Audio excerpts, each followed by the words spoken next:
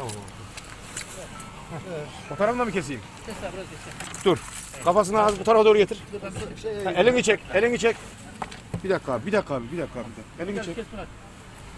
Dur, bir dakika.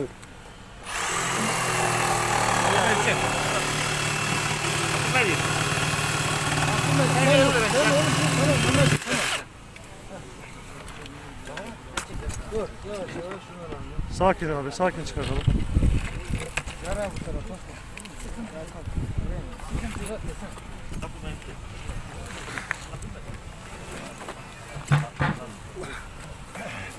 Çekil oradan, çekil oradan. Ellerine dikkat edin. Omuz, elbiseden tutun, elbiseden. Ayakları ne durumda? Ayakları verebiliyor musun?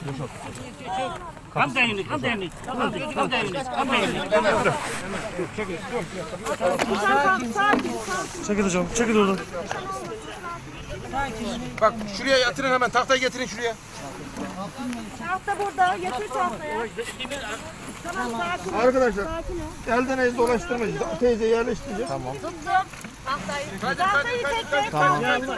Ağzını aç, ağzını aç, ağzını kapat. Maske koyun. Amcam maskesi. Çekil bir dakika. Çekil. Tamam ya.